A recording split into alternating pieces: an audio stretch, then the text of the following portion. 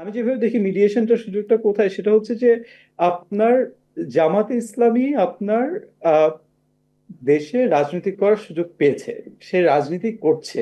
রাজনীতি করতে গিয়ে সে আপনার কনস্টিটিউশনালি সে ইলেক্টেড হয়েছে, সে সংসদে এসছে, সে প্রধান বিরোধী দল হয়েছে। সেই জায়গায় তাকে তার স্বীকৃতিটা দিতে হবে। সেখানে তাকে স্বাধীনতা বিরোধী বলাটা আমার মনে হয় না এটা রাইট প্র্যাকটিস। হুম হুম। সে এখানে কোনোভাবেই আপনার স্বাধীনতা বিরোধী কোনো স্টেটমেন্ট দিচ্ছে না। সে বলছে না যে বা বাংলাদেশের স্বাধীনতাকে সে অস্বীকার করছে, সে বলছে না যে সে এখন বাংলাদেশ পাকিস্তান হয়ে যাবে।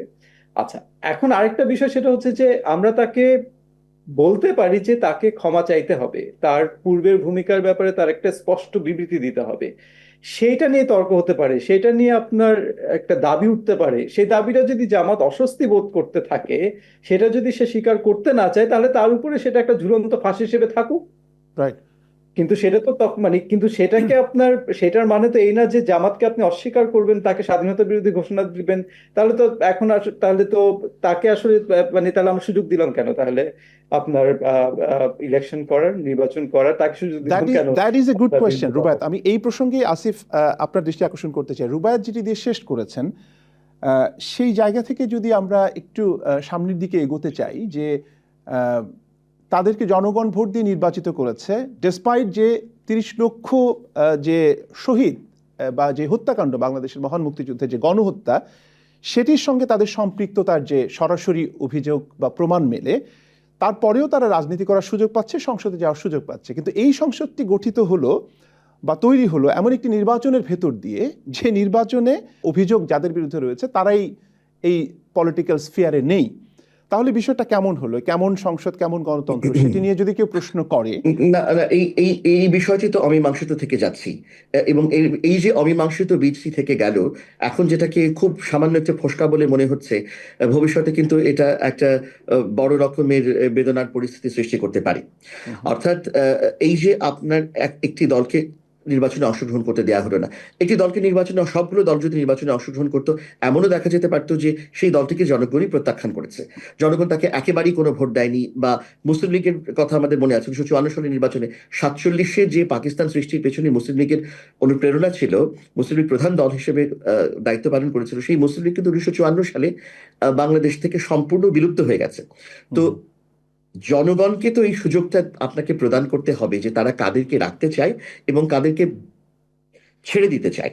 তো আপনি একদম ঠিক বলেছেন যে যাদের কাঁধে 30 লক্ষ মানুষকে হত্যা করবার দায়ের অংশ পড়েছে, তারা যদি বাংলাদেশের রাজনীতিতে ভোট নিয়ে প্রধান বিরোধী দলের আসনে বসতে পারে, তাহলে অন্যরা কেন অংশগ্রহণের সুযোগ পাবে না?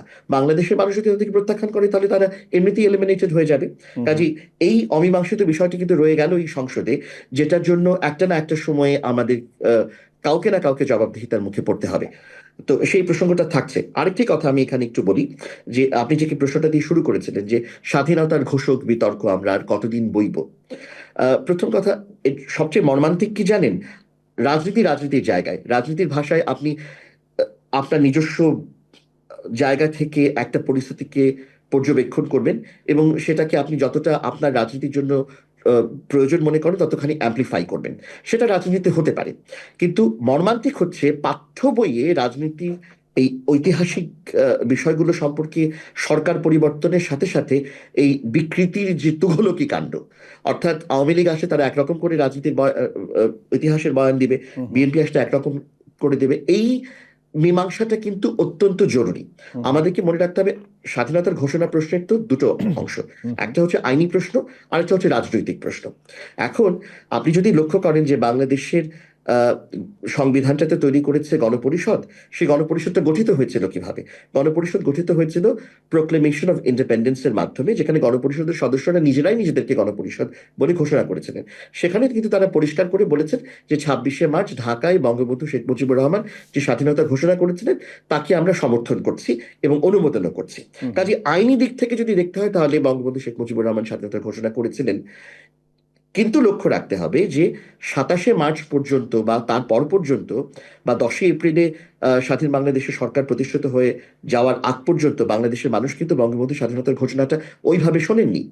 তারা কিন্তু শুনেছিলেন মেজর জিয়াউর রহমান 27শে মার্চ কালুরঘাট বেতার কেন্দ্র থেকে যে স্বাধীনতার ঘোষণা প্রচার করেছিলেন সেটা, এবং সেটা বাংলাদেশের মানুষকে উদ্বুদ্ধ করেছিল। শুধু উদ্বুদ্ধ করেনি, তারা এই দিকচিহ্নহীন সময়ে বাংলাদেশের মানুষকে জানান দিয়েছিল যে একটি সামরিক প্রতিরোধ যুদ্ধ পাকিস্তানিদের বিরুদ্ধে হতে চলেছে।